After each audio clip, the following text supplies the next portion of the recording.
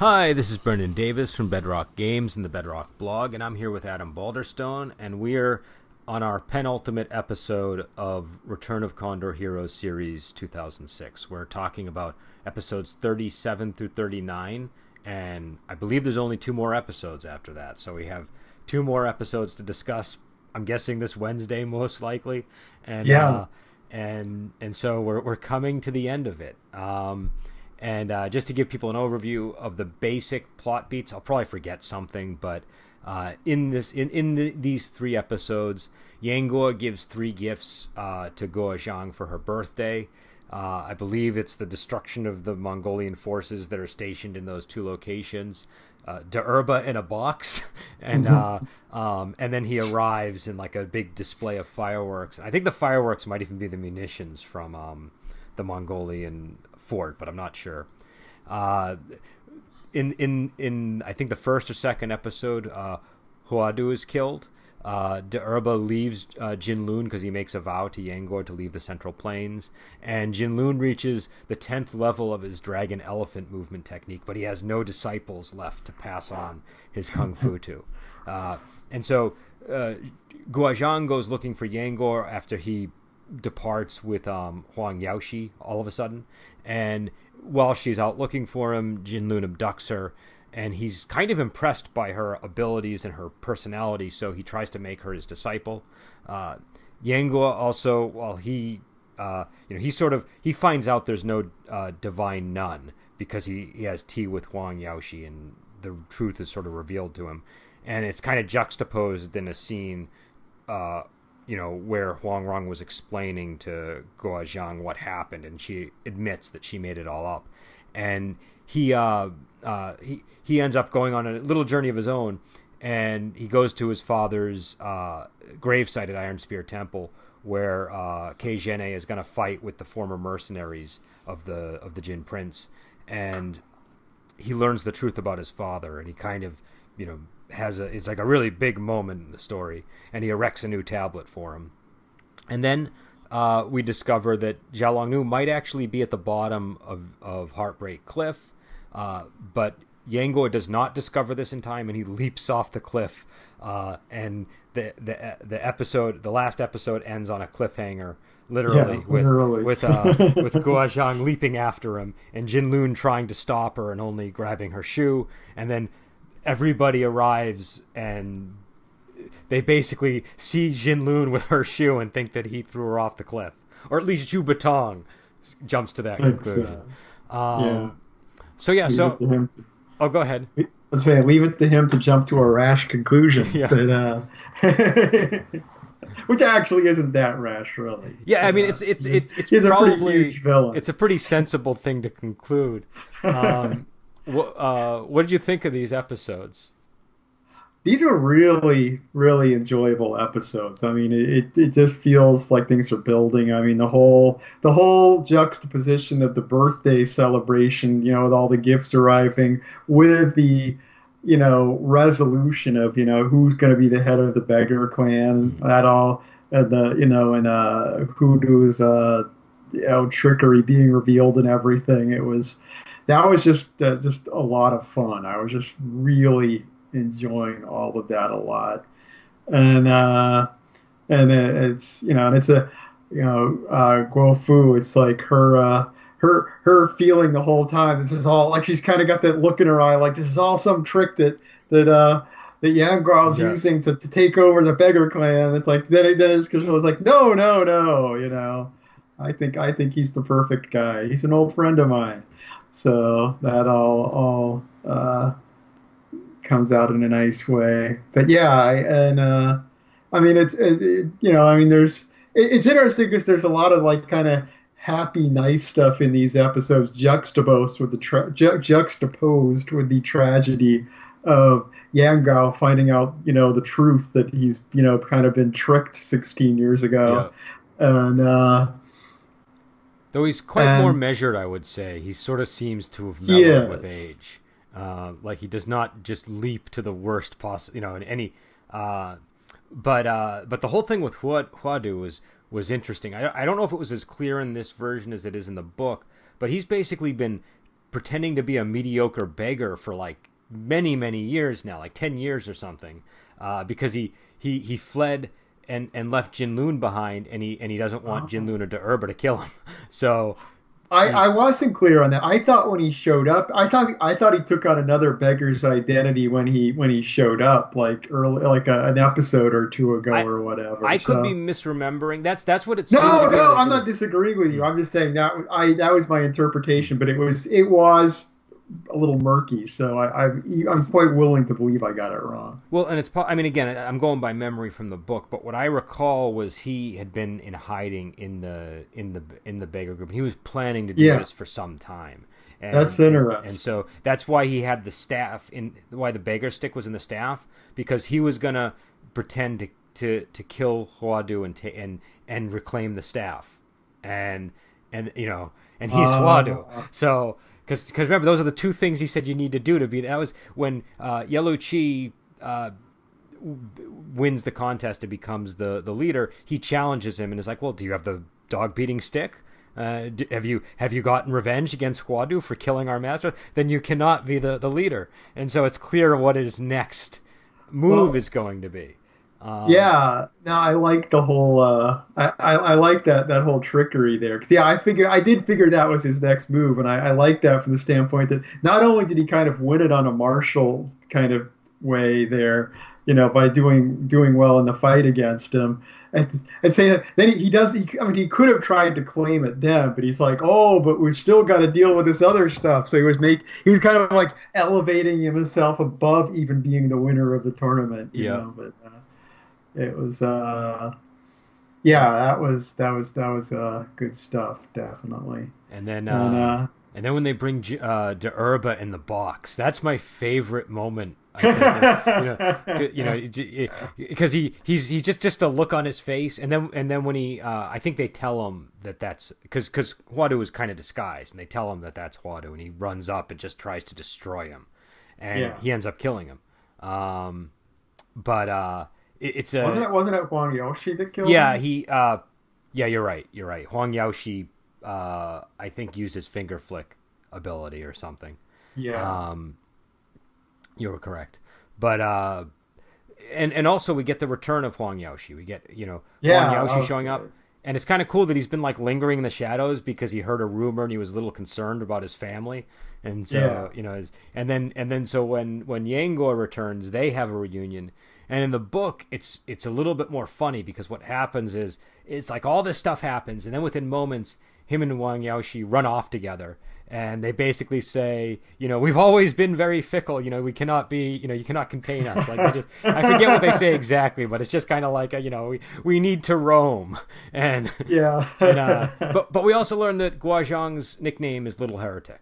I like that. I liked his reaction. It's funny because I'm watching the Legend of Condor Heroes series at the moment, and there's a scene in that, which I don't know if it's in the book, but when Hong Qigong is training Huang Rong early on, there's a part where he kind of refers to her father as the Eastern heretic, and she's like, I don't like that nickname, and he said, and Hong's like, well, you know what, your father really likes that nickname. And so when that little thing of him being excited about his granddaughter being the little heretic, I was like, it's funny kind of watching these in parallel, because these things will kind of bounce off each other. It's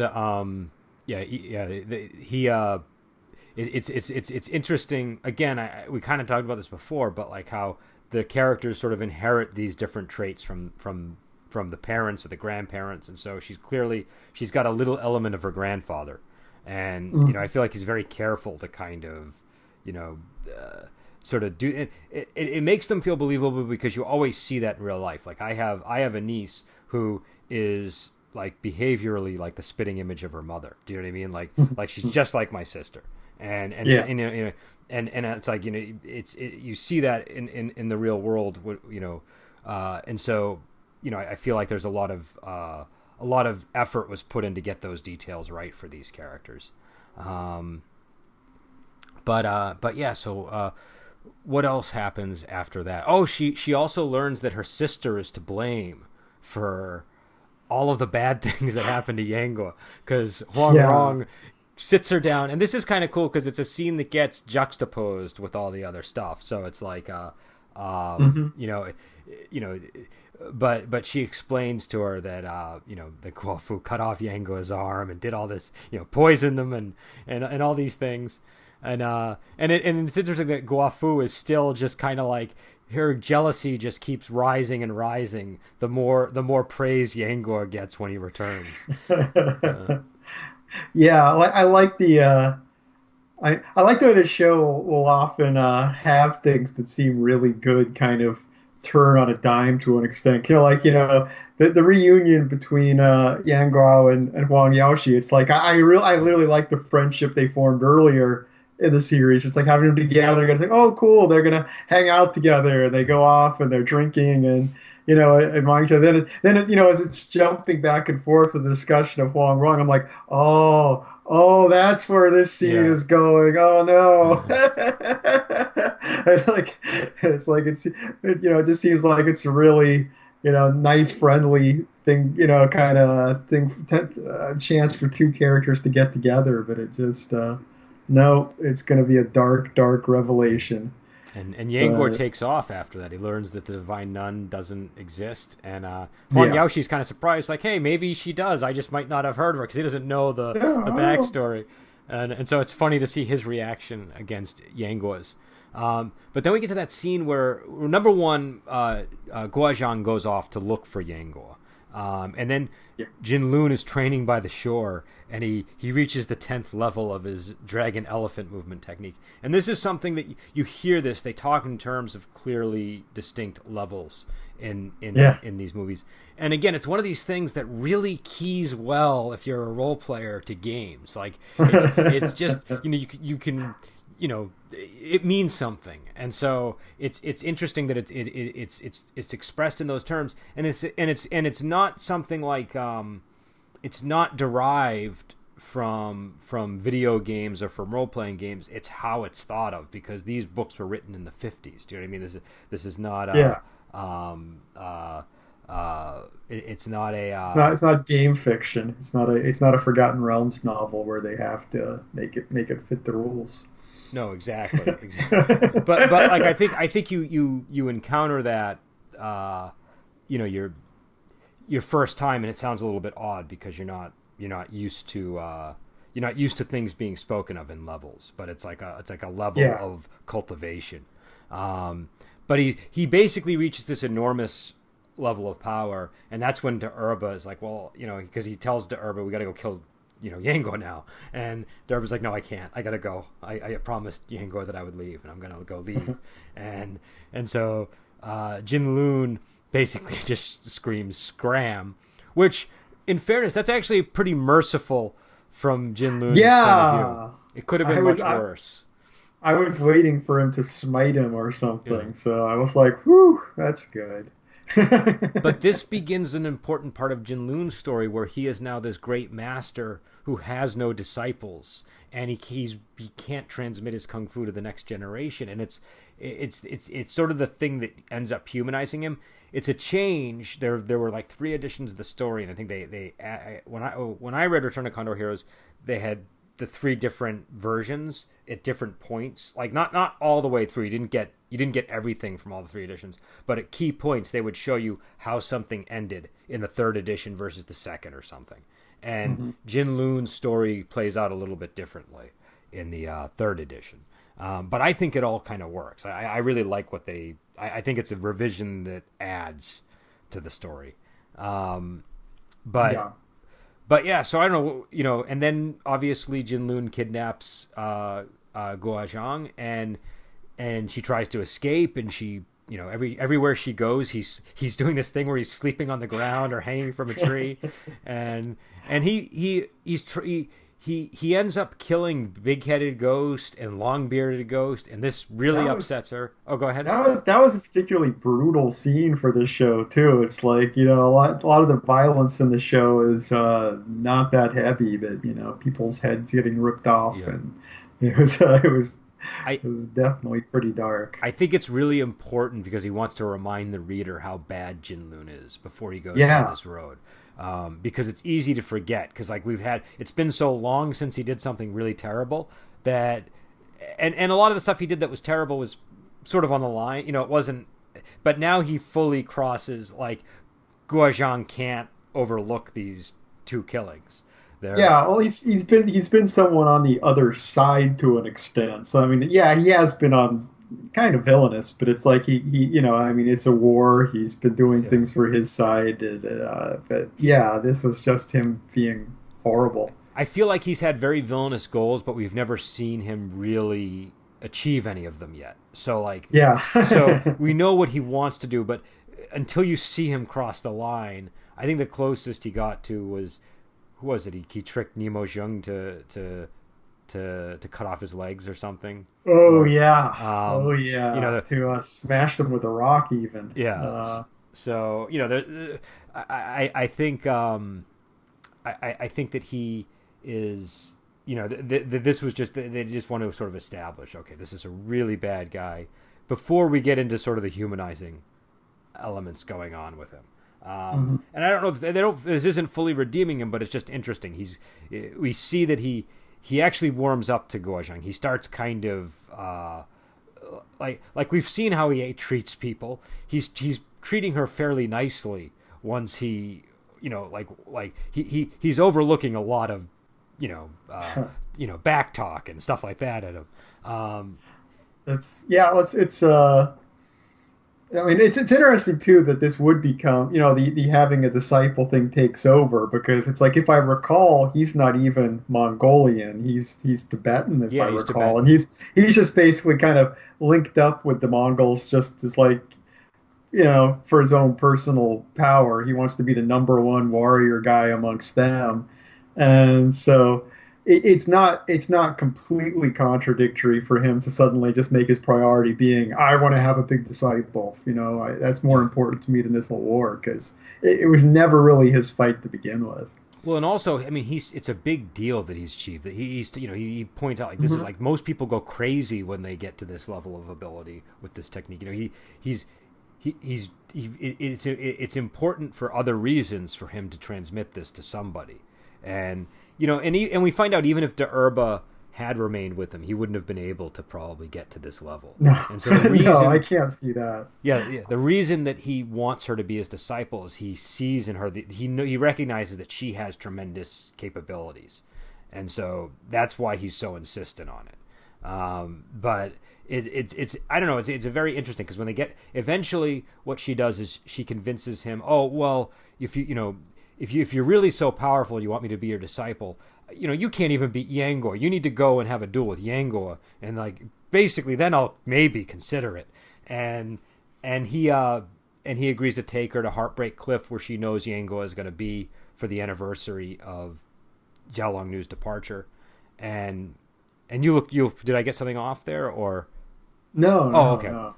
And when they get there, Yangor has leaped in. She leaps after him, and Jinlun leaps for her and grabs her shoe. And he's got this look of distress on his face, like a genuine look of like, oh my God, she's, Guo Zhang's gonna die.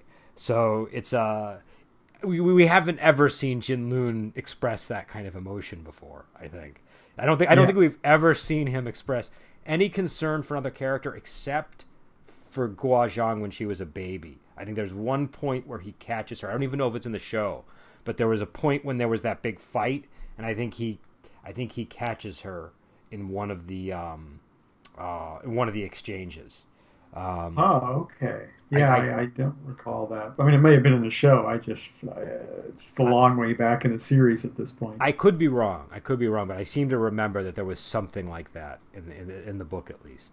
But this is like the first time we've really ever seen him like express any amount of empathy or concern or I mean, he's usually perfectly content to just let people die because it will weed out all of his enemies, and this like if it were any other person, his mental process would be, oh, this girl might become a great hero, I should let her fall off the cliff so she doesn't threaten me one day. Do you know what I mean? Like, that's how he normally operates. So yeah, it's like Guo Zhang's her superpower is people like her. That's Well, and I think in Jin Loon's case, it's also the combination of what's going on with him and his need to oh, get it his martial is. Yeah, arts. Because I I think agree. I think she could have been the most charismatic person in the world, and it wouldn't have mattered if he didn't sense that latent kung fu ability. Hmm. Um, but I guess the other thing that I sort of noticed this time around was when she's going around asking everybody, "Have you seen Yanguo? Have you seen Yanguo?" And she bumps into Jin Loon. It's like a mirror of Zhao Long Nu when she was doing that the first time. And they Yes, even end up very in a much. similar type of situation where, like, somebody who's got ill intent capitalizes on their innocence and tries to exploit it. And in this case, it's Jin Loon. Yeah, I noticed the parallel there completely. And But the but I guess the other thing is the whole thing at Iron Spear Temple where Yangor goes to find his father's gravesite, and Kei Jene is there, and he is uh, he's got this fight with the old mercenaries who are all shackled mm, together and disabled, but Keijene is this really stern character who just will not give an inch for anybody, and it's an interesting exchange because the whole book and the whole story, Yango's been asking everybody about his father, and the best response he ever gets from people is something like, "I'll explain it tomorrow." Like, your dad went on he took a wrong path. I'll explain it to you later. Like nobody ever gives him a clear sense of what his father did, and so he's built up this image of his father as not being this bad person, and so that's the thing that is always propelled Yangor to do bad things is the failure to understand that his father was a bad person, and then he would inherit grudges and and take them out on people that don't deserve it, and so yeah. so Keijene basically is like, "Look, I don't care. I don't care who you are, Yangua. Your dad was a bad guy, and I'm going to tell you why." And he lists off like all the things that his father did. That he refused to when he found out who his parents were. He couldn't give up the luxury of being a Jin prince, so he didn't get revenge for his parents. That he deceived the beggars to take over and serve the Jin, and he fought against Huang Rong and Goa Jing, and he killed 5 of the 7 freaks, and Hmm. in a really horrific attack. So and Yango finally understands. He finally is like, okay, like I've been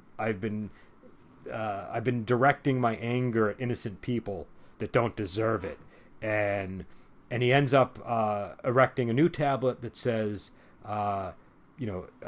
Yang Kong, erected by his unfilial son Yangor, or something to that effect. And it's a really good tablet because the original tablet was put there by Tui Chuji, and I think it said something like the unfilial disciple, or I think in the show it might not have even actually said what the tablet said, but it was some kind of the original tablet expressed Tui Chuji's disappointment at Yangor because Yangor was his student. Or Oh not yeah, Yangor, Yang Kang. yeah, Yang Kang was his student. yeah. Kate was his student. Yeah, that's right.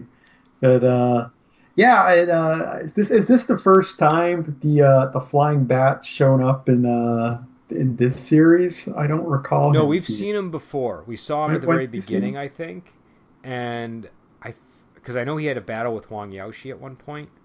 Though maybe it wasn't in this series. I don't know. And I feel like we've seen him before. I feel like he's been We around, but may have. Yeah, I was uh, just wondering because it seemed the way he was introduced.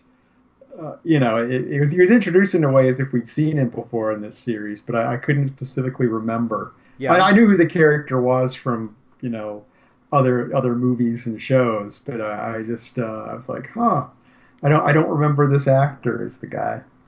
no, yeah, he's an interesting character, and I love that his Hmm. like his no BS approach is the thing that kind of like you know find it sort of concludes Yango's sort of internal conflict over his father, and Yeah, yeah, I like that. I like to be. I mean, it's It's one of those things that's been unresolved so long. I kind of forgot it wasn't resolved. It's like, oh, we're finally getting this closure here on that. And it was I don't know, and I like the tablet because on the one hand, it looks like he's saying, well, I've been an unfilial son because I haven't been tending to the gravesite. But on the Hmm. other hand, he's kind of saying, I'm an unfilial son because I'm not following in the footsteps of Yang Kong. So there seems Yeah, to be like a double meaning to it. yeah. Um, and yeah, so it's and it's just nice kind of going back to Iron Spear Temple and just sort of the sort of full circle experience of it, because all the people that are there were present except for Yango, of course, during the events. Um, so I don't know. Was there what else did we miss here? Were there any big developments that we didn't talk about that we should go over? Let's see. Yeah, it's just a lot that went on. I think. Oh, it's just the whole. We have the whole visit with Zhao Batong and the divine Oh, mathematician and Reverend Yi Dang. yeah. What did you think of that? So Huang Rong, Lu Shuang, and Cheng Ying, because when Kei Zhene has that meeting at Iron Spear Temple, because he basically loses a fight and he says, "Okay, I'm willing to die, but give me a day because I need to get a Mhm. message, and I'll bring you like a 9-flower jade pill." So he goes to Lu Shuang and Cheng Ying, and they're the ones who bring the news to uh, um, to I think Guo Jing, and then Yeah. and then Huang Ron ends up going with the two of them to recover Guozhang, and so they're out, they're roaming, and they see the Jade Bees, and this leads them to a homestead where they find Reverend Yi Dang, Lu Ying, and Zhu Batong all kind of living in the same area. Hmm. And it's I don't know, it's like a nice sort of like they it's a very interesting it feels like they kind of got like a like really nice golden years as characters. Yeah, it did. It was like I said, there was a lot, between that and like the whole birthday party things. There was just it was for in comparison to the kind of more tragic things that happened in this. There's just this really it was like extreme despair on Yang Gao's part versus just a lot of characters getting nice endings at this point. And yeah, I was it was it, it it worked for me. I mean, obviously these characters have a lot of bad feeling in the past between some of them, Yeah. but it was just kind of nice to see it all kind of come together at the end.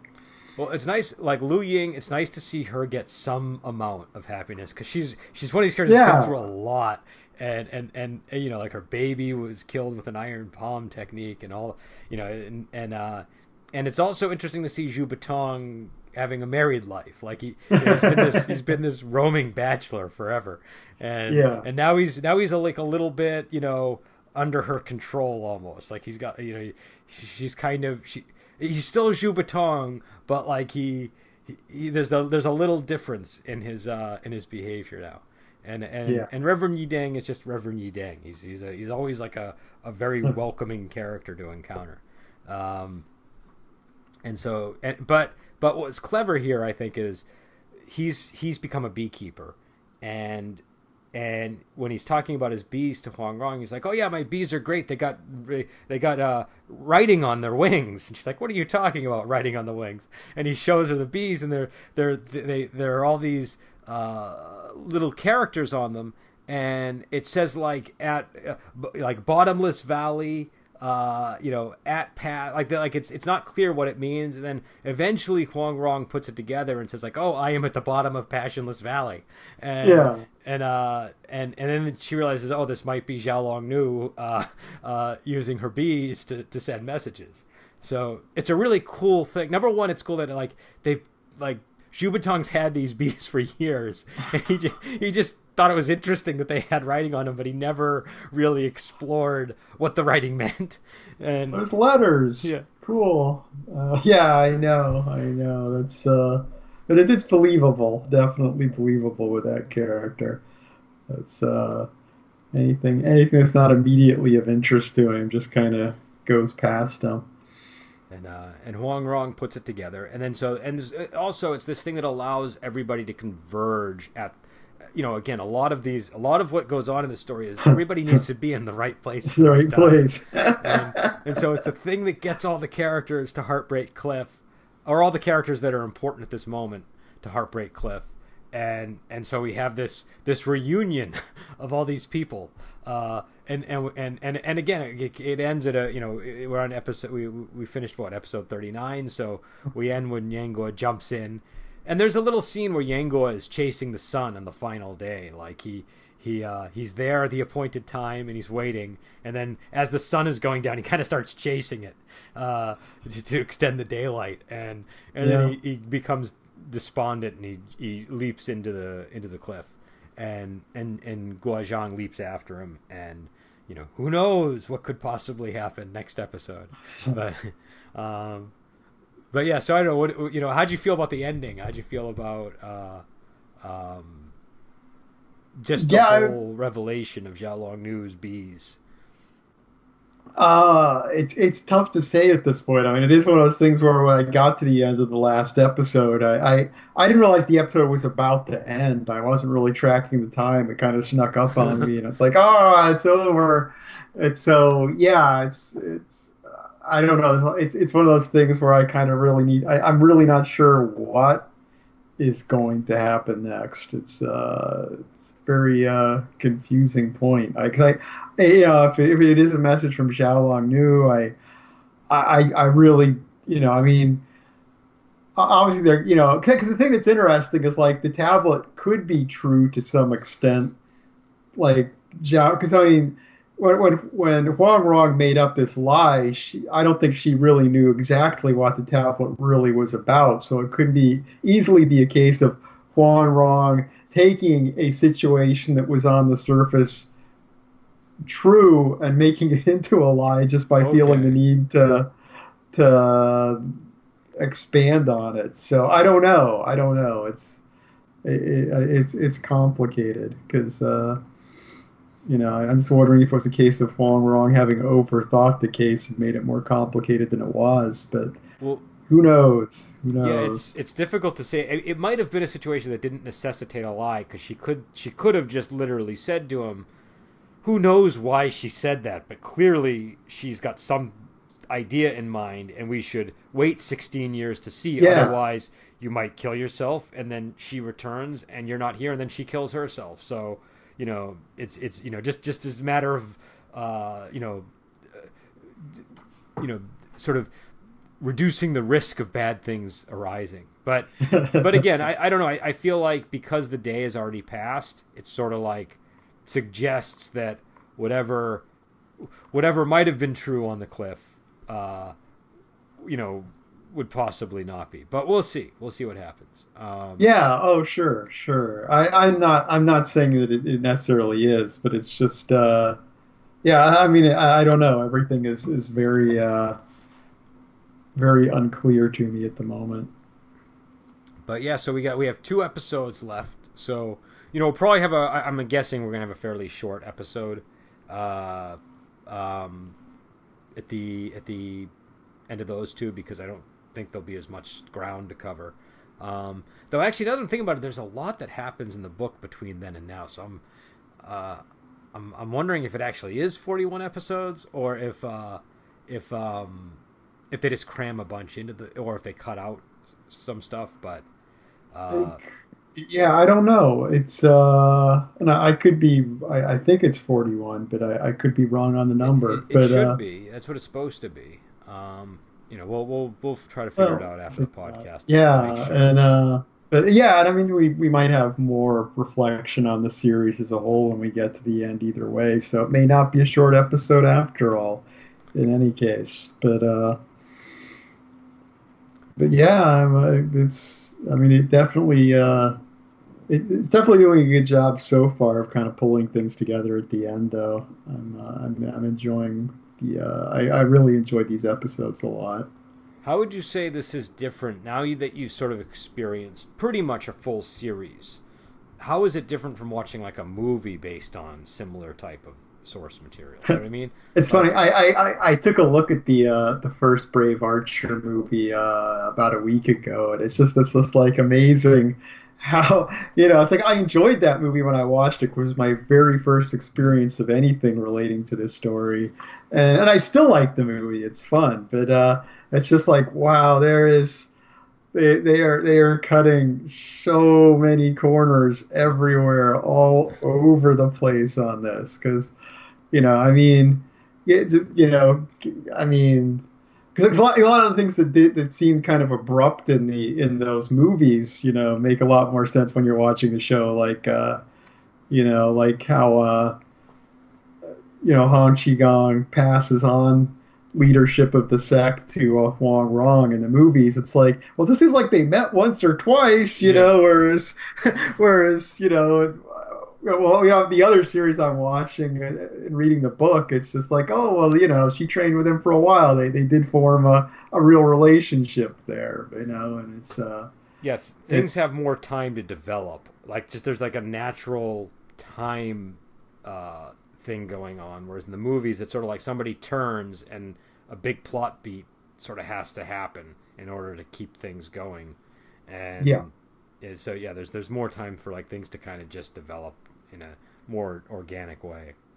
Yeah, and I mean another thing to take into consideration too is that most of these movies that we've been watching, it's like they're usually like an hour and a half movie. They're not the typical now movies tend to be like 2.5 hours long or even 3 hours, and you've got all these real movies are a lot longer these days, at least American movies, and it's like a lot of these movies we've watched are brisk, quick movies. They don't have time for a lot of backstory and build up and letting things slowly evolve.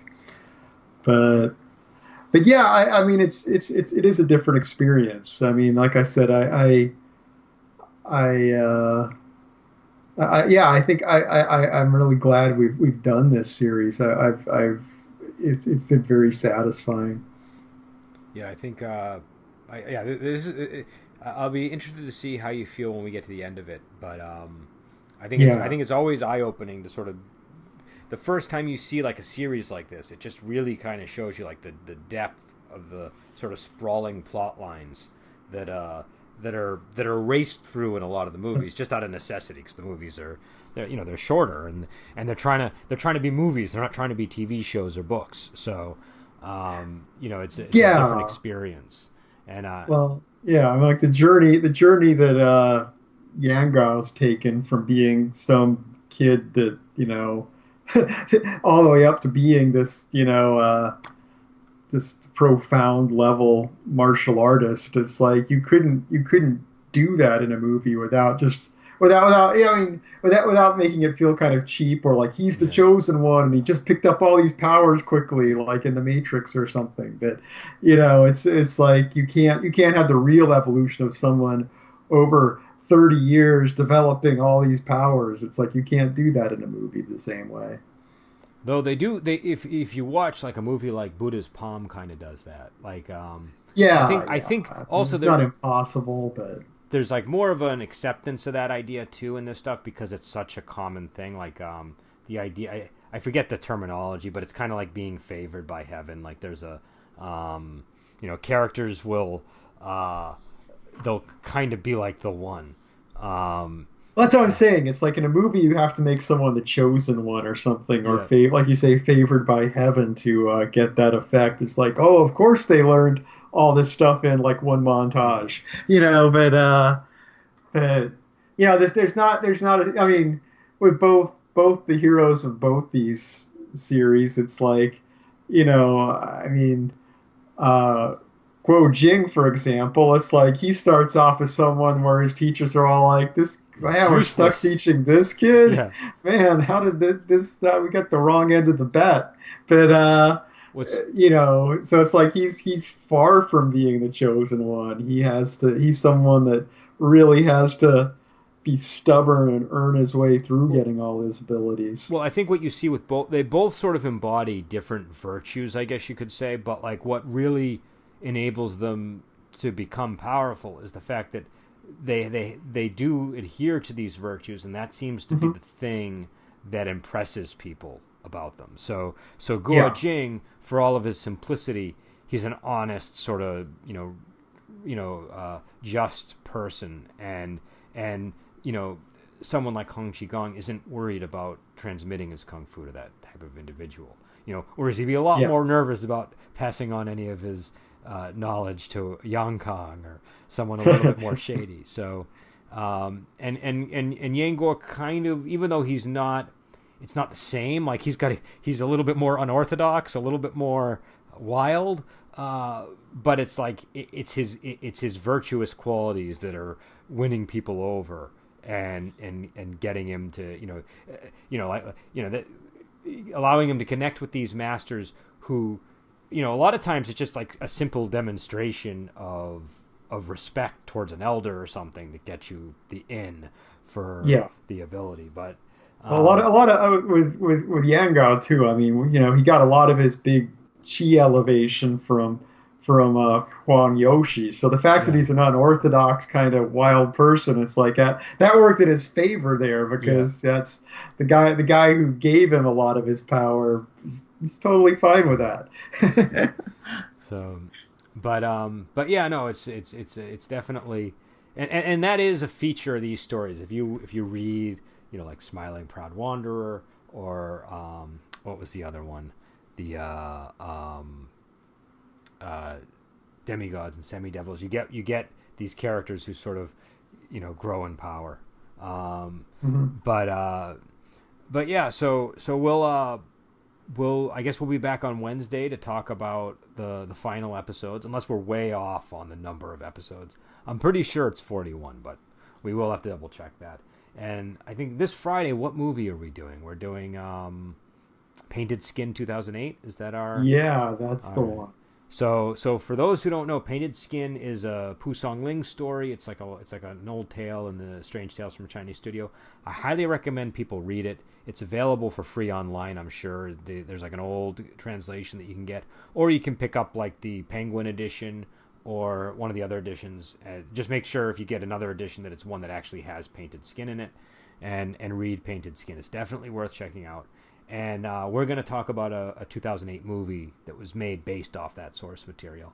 And this past Friday we had a little issue getting one of the movies, so we decided to do an overall discussion, and it ended up being I guess you could say sort of like a debate over what were the top movies we have ever reviewed on the show. And we narrowed it down to 6 films, then we ultimately chose one. But we also discovered that we had reviewed something like 62 movies or something ridiculous. Being an emergency topic, I thought the podcast came out very well there. It's an interesting discussion. Yeah, I thought it was. I think we're going to do that from time to time now, we decided, because it's almost necessary for us, because we see so many movies. In fact, I was having a conversation with Lady Chow from the other day on Facebook, where we were trying to sort of manage the list, and there were films where we couldn't remember if we had discussed them or not, and it all kind of boiled down to is this keyword on this search of the podcast accurate? So. For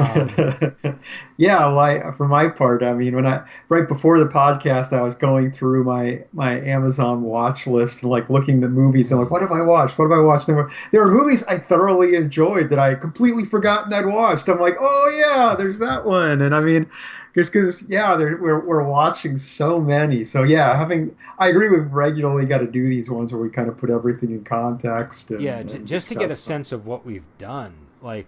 Because and also it's complicated by the fact that like a lot of these we've seen the movies before, but we haven't necessarily reviewed them in a lot of cases, and so that adds to the confusion. And I also do my late night movie reviews, so sometimes I'll review a movie in like a 15-minute podcast on my own, but we won't actually have a discussion of it. And usually those are still movies that I would consider fair game for us talking about. And I even think going back to movies sometimes might be okay Sure. on the discussion.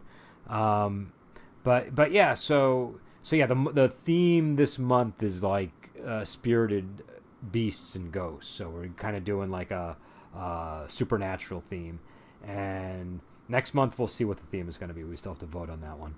And yeah, so again, you can check us out at the Bedrock Podcast, and well, if you're listening to this, you know where we are. And yeah, so but it's Wuxia Weekend is the program that we have where we do all those discussions.